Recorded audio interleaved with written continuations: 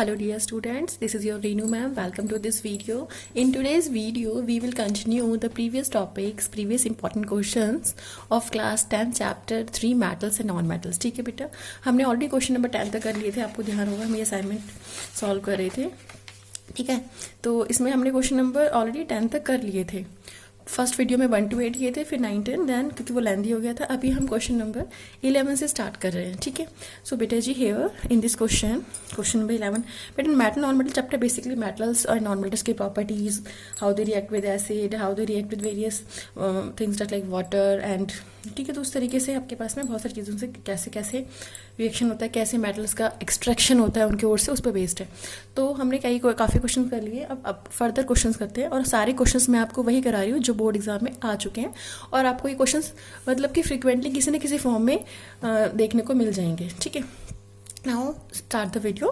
Beta in question number 11 it has been asked that write balanced chemical equations for the following reactions. माने जो reactions आपको given है, ठीक है, उनके लिए आपको क्या करना है बेटा जी, उनके लिए आपको balanced chemical equations लिखने के लिए कहा गया है. Okay, so here बेटा, here in this question the first part is dilute H2SO4, dilute sulfuric acid react with aluminium powder. ठीक है, तो आपके पास में डाइल्यूट सल्फ्यूरिक एसिड किस तरीके से एल्यूमिनियम पाउडर के साथ में रिएक्शन करती है, यहाँ पे आपको वो लिखना है. ठीक है, एल्यूमिनियम प्लस में H2SO4. फाइन, तो बेटा जी करते हैं फटाफट इसको. First part aluminium. ठीक है, एल्यूमिनियम बेटा पाउडर है तो ऑब्वियसली सॉलिड फॉर्म में लिखेंगे. स्टेट वैसे मेंशन करनी चाहिए आपको, बट स्टिल अगर आप कंफर्म नहीं है तो प्लीज़ रॉन्ग स्टेट नहीं लिखेंगे बेटा. ठीक है, अगर आप कंफर्म है तभी आप स्टेट लिखेंगे. तो एल्यूमिनियम सॉलिड फॉर्म में है प्लस H2SO4. ठीक है बच्चे, H2SO4 कौन सा बोला है आपको, डाइल्यूट H2SO4 बोला, डाइल्यूट सल्फ्यूरिक एसिड बोला गया है इसमें. तो क्या फॉर्म होगा आपके पास में बेटा, चैप्टर नंबर सेकंड में हमने एसिड बेस एंड सॉल्ट में भी ऑलरेडी रिएक्शन किया हुआ है. ठीक है, तो further when aluminium react with sulfuric acid it will produce aluminium sulfate plus hydrogen gas. तो बेटा जी एल्यूमिनियम सल्फेट का फॉर्मूला क्या होता है, एल्यूमिनियम सल्फेट आपके पास में Al2SO4 thrice, okay, aqueous, plus में हमारे पास क्या बन रहा है बेटा, हाइड्रोजन गैस. ठीक है, प्लस में क्या बन रहा है हमारे पास, हाइड्रोजन गैस. ओके, अब इसको बैलेंसिंग भी जरूरी है. यहाँ पे Al2SO4 3 है, तो यानी कि एल्यूमिनियम का कितना लगाएंगे साइड 2, और SO4 3 है तो इसका आगे मैंने SO4 का 3 लगा दिया. अब देखो यहाँ पे 2Al इधर भी है. ठीक है, 3SO4 तो SO4 का थ्राइस. ओके, 3H2 भी है तो यहाँ पे हमें H2 मैंने हाइड्रोजन के आगे भी 3 लगाना पड़ेगा. ठीक है, तो this is the balanced chemical equation for reaction of aluminium with dilute sulphuric acid. I wish आपको समझ में आ गया होगा. Fine, aluminium plus sulphuric acid give rise to aluminium sulphate plus hydrogen gas. ये बेटा वही है, metal plus acid give rise to salt plus hydrogen. ठीक है, एग्जैक्टली वही है. नाउ बेटा सेकंड पार्ट करते हैं, dilute hydrochloric acid react with sodium carbonate. ठीक है, dilute hydrochloric acid react with sodium carbonate. Sodium carbonate बेटा फॉर्मूला क्या होता है, Na2CO3, यानी कि हमने यहाँ पे Na2CO3 लिख लिया. ओके, Na2CO3 बेटा सोडियम कार्बोनेट आपके पास में सॉलिड स्टेट में होता है, आपको केमिस्ट्री लैब में आपको देखने को मिल जाएगा आपकी. ठीक है, तो Na2CO3 plus dilute hydrochloric acid, hydrochloric acid मतलब HCl. ओके, ये बच्चे हमारे पास में क्या है, डाइल्यूट. ओके, तो बेटा जी Na2CO3 plus HCl give rise to क्या बनेगा बच्चे हमारे पास, यहाँ पे हमारे पास बनेगा salt plus water plus CO2. ये रिएक्शन चैप्टर 2 में ऑलरेडी हमने कर रखी है. ठीक है, तो सॉल्ट कौन सा फॉर्म होगा बच्चे, यहाँ पे सॉल्ट फॉर्म होगा आपके पास में NaCl.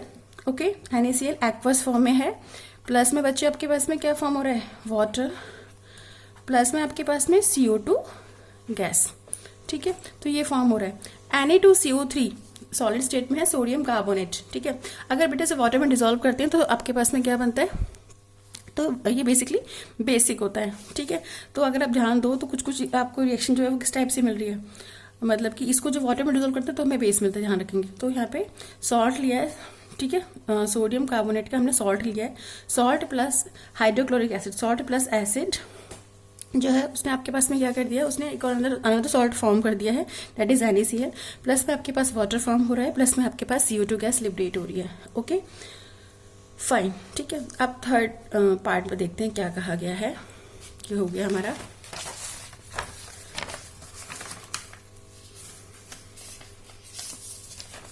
फाइन बेटा जी। Here in question third part, ठीक है, थर्ड पार्ट में आपसे क्या कहा गया है, carbon dioxide is pass through lime water, lime water में से कार्बन डाइऑक्साइड को पास किया गया, ठीक है, तो डायरेक्टली आप लाइम वाटर लेंगे, you need not to prepare lime water, ठीक है, आपको उसको प्रिपेयर करने की जरूरत नहीं, सीधा लाइम वाटर की इक्वेशन, लाइम वाटर का फॉर्मूला लेंगे, उसमें CO2 का पास करा देंगे, ठीक है। लेकिन इन केस आपको नहीं आता है लाइम वाटर का फॉर्मूला तो आप उसे याद कर लेंगे, लेकिन उससे भी पहले लाइम वाटर होता क्या है बच्चे हमारे पास में, लाइम वाटर जो होता है बेटा वो calcium hydroxide CaOH whole twice, ठीक है, इसको हम कैल्शियम हाइड्रोक्साइड को लाइम वाटर बोलते हैं। फॉर्म कैसे होता है बच्चा, मतलब यहाँ पे पूछा नहीं बट स्टिल कैल्शियम ऑक्साइड लिया प्लस में हमने वाटर लिया तो आपके पास में कैल्शियम हाइड्रोक्साइड जो है ये आपका फॉर्म होता है, that is your lime water, ठीक है। अब आपने करना क्या है इस क्वेश्चन में फर्दर बच्चे, अब फर्दर हमने कैल्शियम क्वेश्चन में पूछा है ना, carbon dioxide is pass through lime water, तो कैल्शियम हाइड्रोक्साइड में आपने CO2 गैस को पास करना है, ठीक है, कैल्शियम हाइड्रोक्साइड, और COH ट्वाइस ऑब्वियसली किस फॉर्म में होता है बेटा, ये एक्वस फॉर्म में होगा ना, ये हमारा एक्वस फॉर्म में होता है कैल्शियम हाइड्रोक्साइड, क्योंकि ऑब्वियसली कैल्शियम ऑक्साइड सॉलिड था, सॉलिड में वाटर ऐड किया, वाटर लिक्विड में था, तो ये जो चीज़ बनेगी किस में बनी, एक्वस। चाहो तो आप यहाँ पे भी स्टेट मेंशन कर सकते हो, कोई इशू नहीं है, ठीक है। तो कैल्शियम हाइड्रोक्साइड प्लस में CO2 गिव राइज टू बच्चे हमारे पास बनेगा यहाँ पे calcium carbonate plus calcium carbonate plus क्या फॉर्म हो रहा है बच्चे, प्लस में आपके पास में H2O जो कि लिक्विड फॉर्म में है, ठीक है।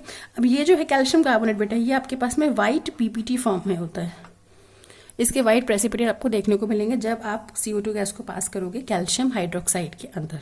आई विश आपको समझ में आ गया होगा, ठीक है। ये भी क्वेश्चन डायली 2012 में आ रखा है ऑलरेडी, ठीक है। तो ये हम इस तरीके से हमने तीनों पार्ट्स कर लिए। क्वेश्चन नंबर 12 की बात करते हैं बेटा जी।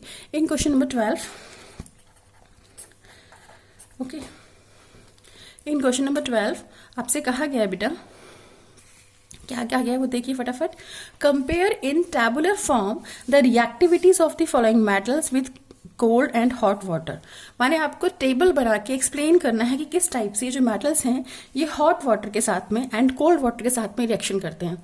तो बेटा आपके NCERT चैप्टर नंबर 3 में ही ये टॉपिक दिया हुआ है ऑलरेडी, ठीक है, उसमें प्रॉपरली मेटल वाइज मेटल, ठीक है, कौन किसको कैसे रिएक्शन कर रहा है उसके फॉर्म में। अच्छा वो जो चीज़ है आपके पास में उसमें ना काफ़ी चीज़ें ना आपको थोड़ी सी ध्यान रखनी पड़ेगी, आपको रिएक्टिविटी सीरीज याद करनी पड़ेगी, ठीक है।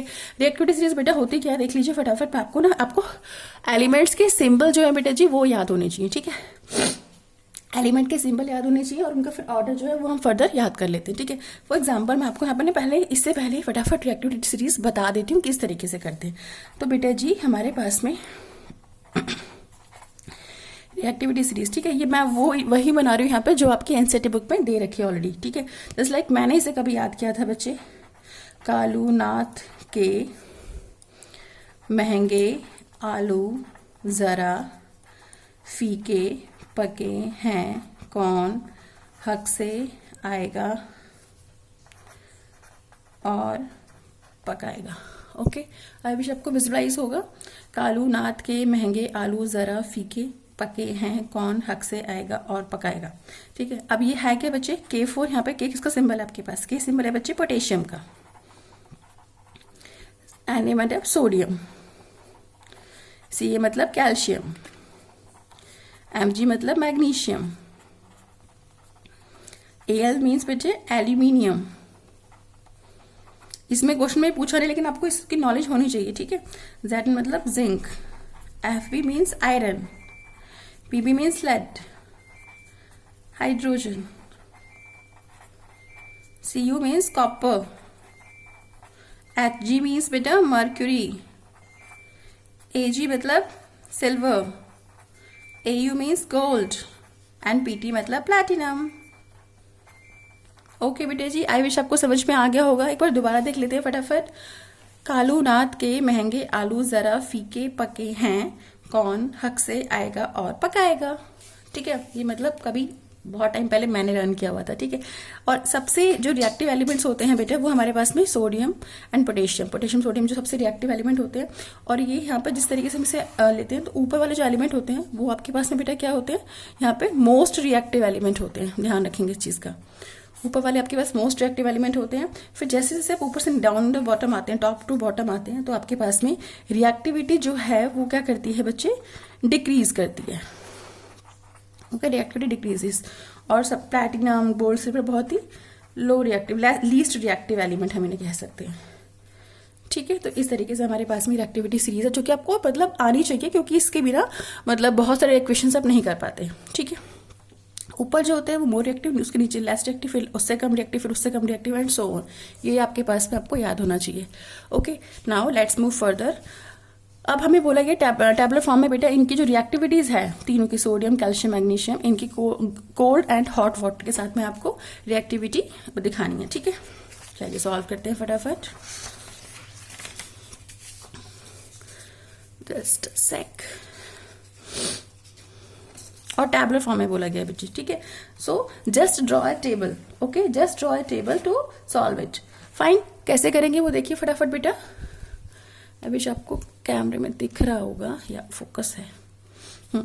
तो बेटा जी सबसे पहले आपने स्केल एंड पेंसिल या पेन जो भी है आपके पास में उसकी हेल्प से एक टेबल ड्रॉ कर लेंगे। ठीक है, मैं बहुत ही रफली और बहुत ही फास्ट ड्रॉ करने वाली हूँ, बिकॉज अदरवाइज ये वीडियो काफ़ी लेंथी हो जाएगी हमारी।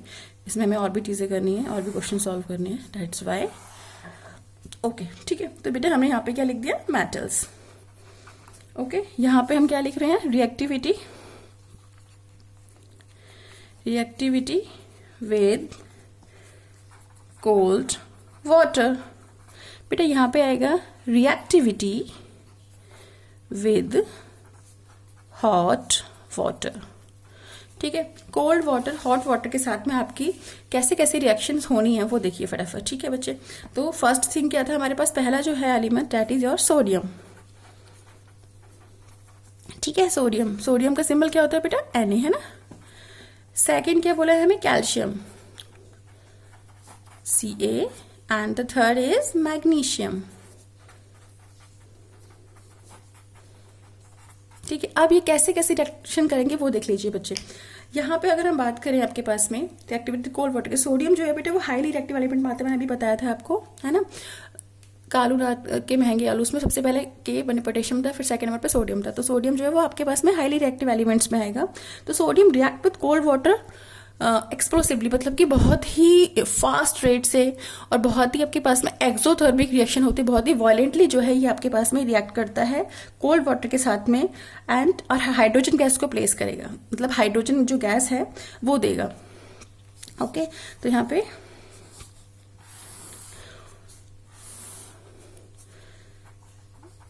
reacts violently with cold water, okay, and produce hydrogen gas.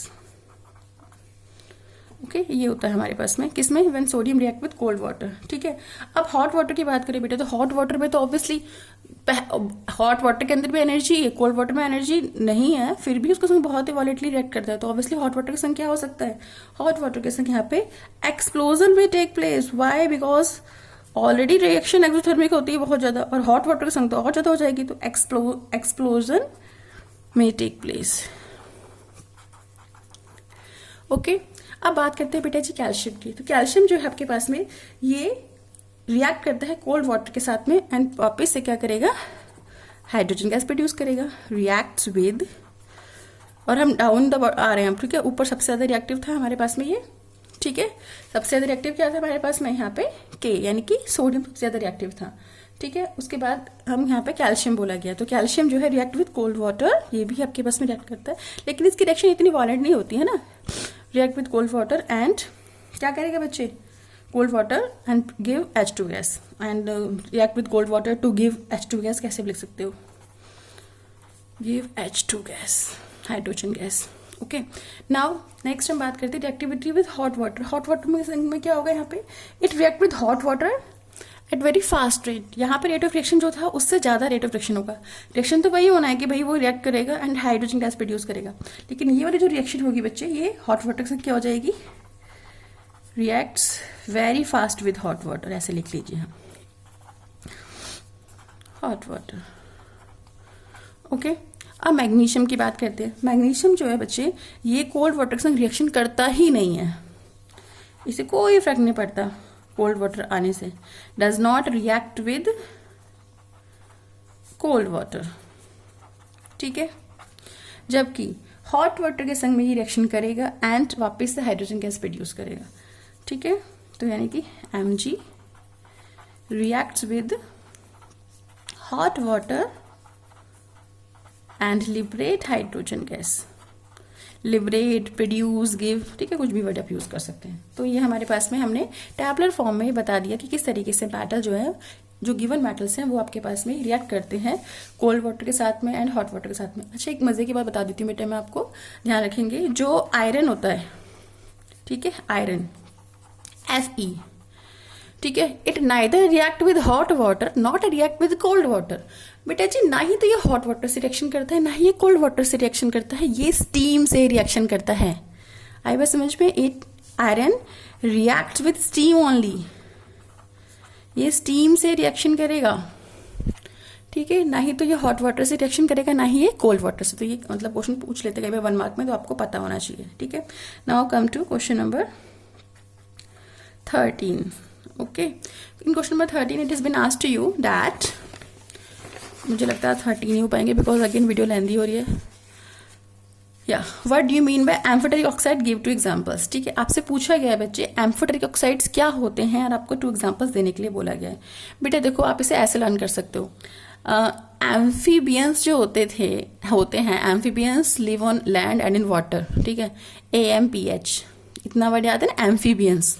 तो एम्फीबियंस जो होते हैं वो लैंड में भी रहते हैं, लैंड के ऊपर भी रहते हैं, इन वाटर भी रहते हैं। तो यहाँ पे वर्ड में एम्फोटेरिक ऑक्साइड, तो बेटा जी सिंपल सा है हमारे पास में, ध्यान से देखेंगे इस चीज को, एम्फोटेरिक ऑक्साइड्स।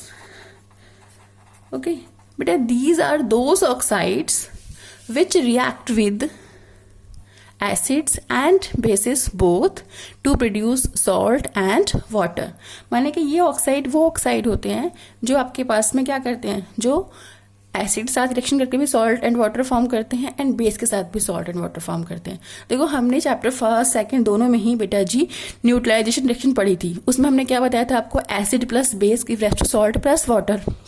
यानी ये जो ऑक्साइड हैं ये दोनों की तरह बिहेव करेंगे। जब ये एसिड के साथ रिएक्शन करते हैं तो ये बेस की तरह बिहेव करते हैं, जब ये बेस के साथ रिएक्शन करते हैं तब ये एसिड की तरह बिहेव करते हैं। ठीक है, तो मैं आप आपको डेफिनेशन लिख देती हूँ फटाफट। Amphoteric oxide, these are define as the, और जैसे भी आपको लिखना, these are those oxides which reacts with acids as well as bases to produce salt and water. Okay, that is, they shows both acidic as well as basic characteristic, दोनों तरीके से बेटा behave कर रहे हैं। ओके, एग्जाम्पल की बात करें बेटा जी, तो एग्जाम्पल के तौर पे हमारे पास में 2 होते हैं, कौन कौन, ZnO, that means zinc oxide and aluminium oxide Al2O3, aluminium oxide. ठीक है, अगर आपको जस्टिफाई करने के लिए आ जाए कि भाई आप प्रूफ कीजिए कि भाई किस तरीके से एम्फोटेरिक ऑक्साइड है, तो आप दोनों में से अगर आपको पूछा गया, प्रॉपर दिया गया है कि भाई जिंक ऑक्साइड का यूज करके करो या फिर एल्यूमिनियम ऑक्साइड का यूज करके करो, तो आपको वो यूज करना पड़ेगा। अदरवाइज सब क्या करेंगे, सिंपल कोई भी एक जो आपको अच्छा लगता है उसको यूज करेंगे और उससे कर लेंगे। ठीक है, मैं यहाँ पे फटाफट करके दिखा रही हूँ आपको, ध्यान से देखेंगे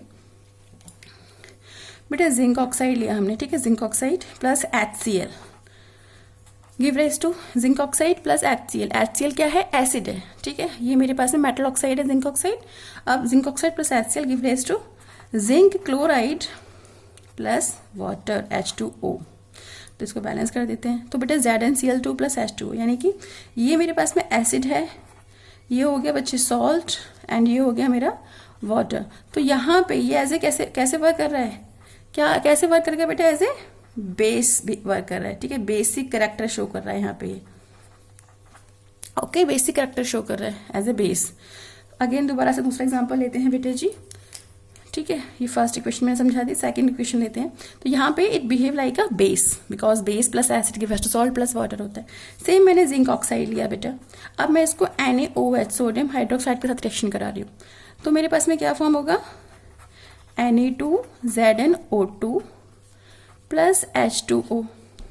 बेटा NaOH क्या है, ये हमारा बेस है, वो है ना, बेस है आपके पास में, आपको पता है ना एसिड बेस में चैप्टर 2 में क्या हुआ है, तो ये हमारा बेस है।